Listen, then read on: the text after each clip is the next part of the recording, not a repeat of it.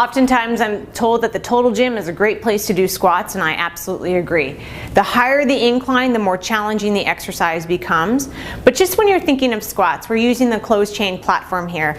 Vary how you do the squat. Teach the person to go wide, to go staggered feet, to go narrow feet. Change your intention. Oftentimes I'm having a staggered position, but I'm not thinking about necessarily a strength. I might be thinking about the lower leg, really getting a calf stretch, and or building talocrural mobility.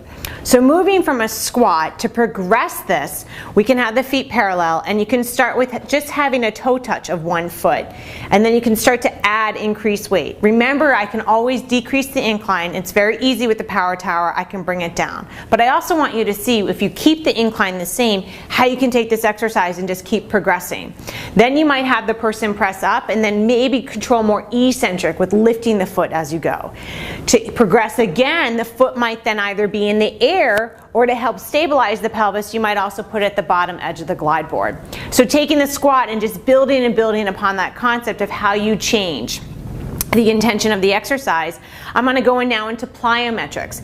It might be easier to start with a alternating plyometric if the person is challenged in their core, more so than that of the lower extremity. If I feel like that is stable, what I'm going to start to do is start to add bilateral.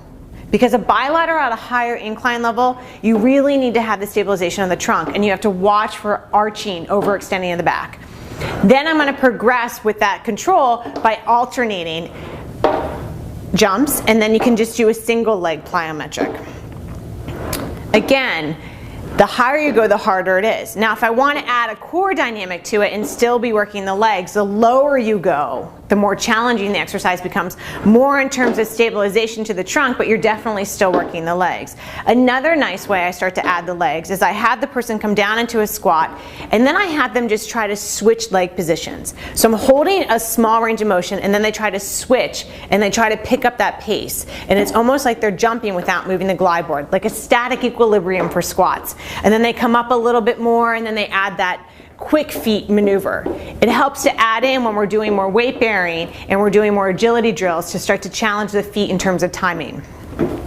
So coming from this position, think that you can also change the base of support. Remember, we have the BABS board, but sometimes I might even add in a BOSU. So I'll have us move his feet down, and you can just slide the feet down a little bit, the BOSU down, and then you can have it stable right at the bottom edge of the glide board, and you can add another unstable surface to give him more proprioception. So think about adding that in, or maybe even the BABS board and having them do squats there.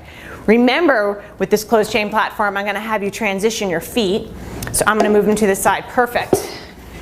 Is that you can also go into calf raises. So I can add this element in. Remember, the lower it is, the less range. The more it comes out, the more range of motion. So he can put his feet here, and then he can do bilateral or unilateral calf raises. Building on this movement pattern of the legs, I might also use this as well to have his heels come either to the top edge of the squat stand, or if I'm using the closed chain platform, I'm going to have him maybe use the calf raise, and I'm going to have him keep his feet on the bar, and then I'm going to have him lift his rear end. So he's going to go into a bridge, and then he can just bring the glide board down and up. It's like doing bridging with the ball, but now it's a little bit, you're having one plane of motion, which can allow for more control. Then again, you can progress this by doing one-legged. You can start with a toe tap to one leg into the sky. You can focus more on a bridge, and or you can have that person lower their hips down a little bit more into neutral and have what's called a hip lift and really get into the hamstrings here. Moving on, of different ways you can activate the lower extremity is I'm going to have him lower his hips down. He's going to transition to the side. Now when you transition to the side, oftentimes people move up the glide board. So just have the person reposition and bring the glide board up the incline so that their hips are toward the bottom. Then you can have the option of where you want to put that foot. You can move the heel a little bit forward, and you're going more into a lunge. The bottom foot can be supporting or into the chest, or it can be out straight, whatever works for the patient. And you're going to slowly bend the knee and then press back up. So you're progressing this person by having them increase the resistance.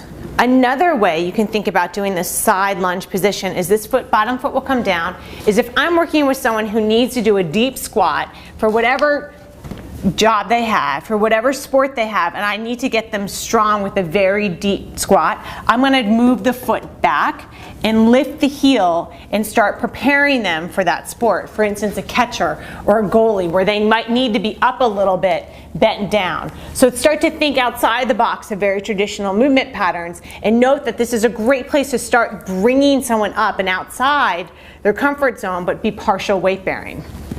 Last but not least is think about the side plank as a great way to strengthen the hips. So you can have the feet either scissored or they can be together.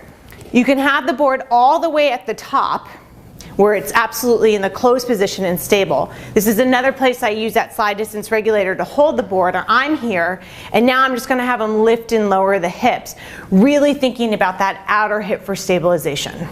So rather than just doing squats, start to expand your repertoire.